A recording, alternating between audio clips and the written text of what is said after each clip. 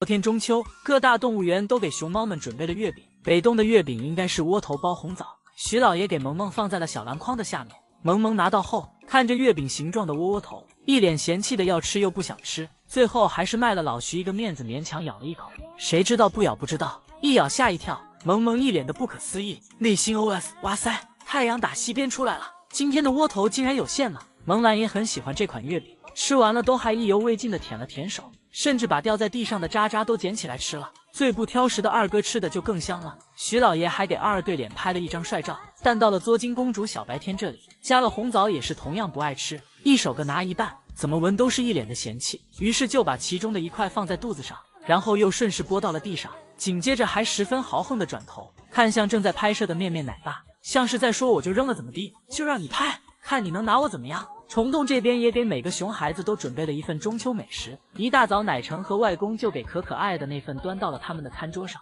门一打开，就看到兄妹俩开心的飞奔而来。可可上来先吃了用水果做成的中秋快乐字样，而爱爱则是先把玩了一下桌子上的粉色小玩偶。果然男孩子和女孩子还是有区别的。在吃月饼的环节，可可就粘牙了，把整个熊掌都放进嘴里剔牙。尽管窝头粘牙很难受，但耐不住它好吃，于是可可吃了就粘，剔了继续吃，有时候还没剔掉就又往嘴里塞。看来虫洞的窝头一定比北洞的好吃。小五也吃了月饼，还没吃2口也开始粘牙了，一只手不停地剔牙，但怎么都剔不掉。难受的小五去找妈妈寻求帮助，王女士很仔细地给儿子检查了一下，发现自己帮不了他，于是就把小五剩下的一半月饼吃了，以绝后患。最令人感动的还是海野给公公顺过的中秋节。大家都知道海野被台风肆虐到一片狼藉，经济损失高达上亿元。即便是在这种情况下，兰姐说绝对不会亏待公公和顺两兄弟，他们说到也同样做到了。两兄弟吃的还是最贵的黄金竹，中秋节的仪式感一点都不比别的动物园差，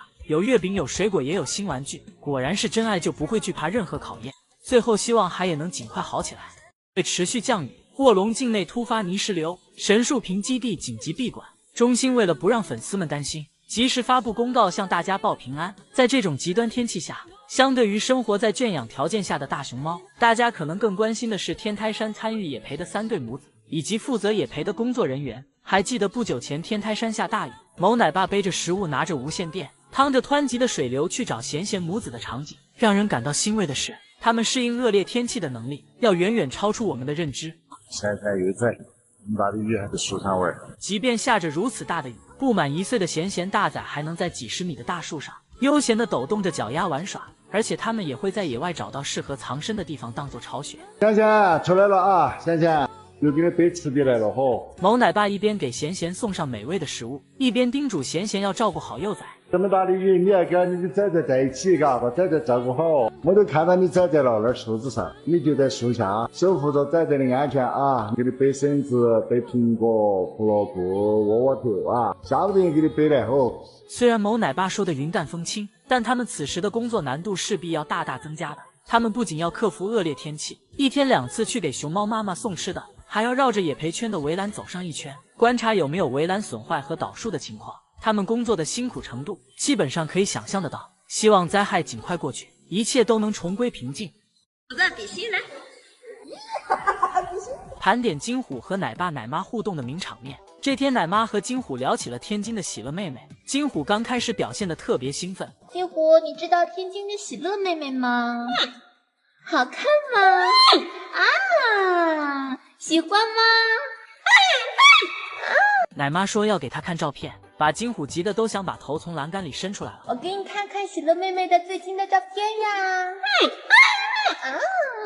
喜欢喜乐妹妹啊，喜乐妹妹可漂亮了，是妙音的妹妹哟。听到是妙音的妹妹，金虎就更兴奋了，毕竟她一直都很喜欢妙音。但后来奶妈又补充说了一句，也是飞云的妹妹，还是那个飞云的妹妹。金虎听后立刻沉默了，内心 OS 那岂不是也很能打？算了算了，小命要紧，这媳妇也不是非要不可。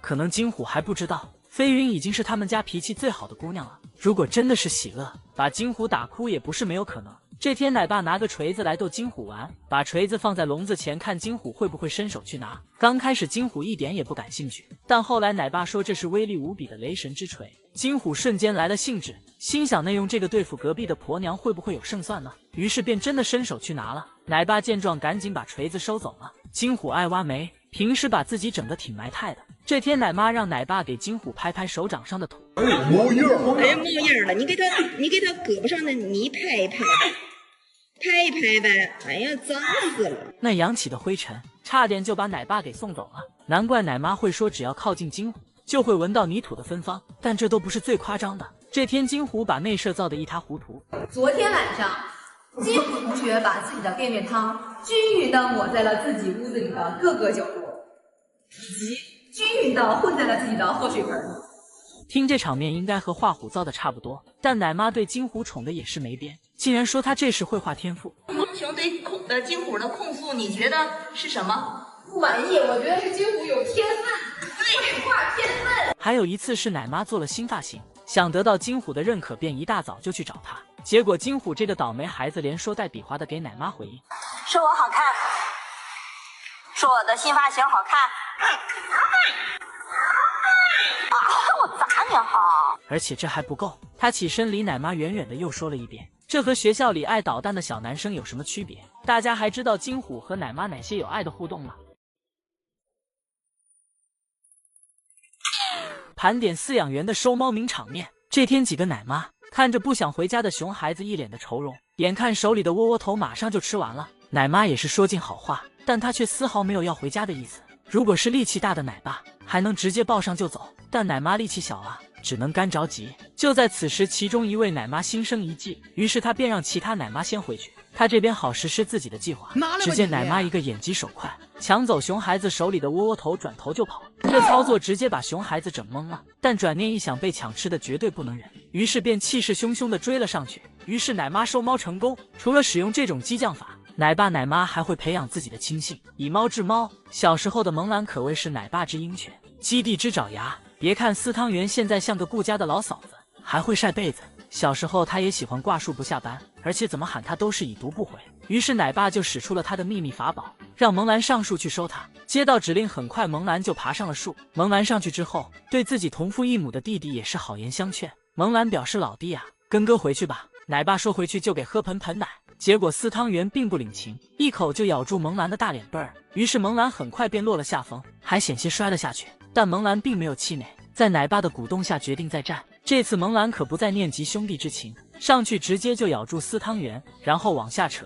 于是很快司汤圆就被萌兰收下来了，而且完成任务的萌兰也不需要奶妈操心，自己就下树了。奶妈还摸摸萌兰的大脑袋，夸她真棒，也难怪萌兰能成为顶流，她真的特别招人喜欢。除此之外，熊猫妈妈也可以帮饲养员收不听话的幼崽，只要酬劳给够，任务就能完成。海星星就曾在李奶爸一个损损的众筹下，成功的收回星星仔。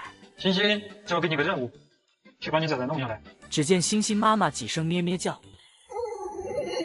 星星仔就火速下树了。估计星星妈妈当时说的是：我数3个数，跟我回去有奶喝，继续挂树有熊掌吃，自己看着办吧。星星仔还是很懂得见台阶就下的，火速跟妈妈回了内舍。大家还知道哪些收猫名场面呢？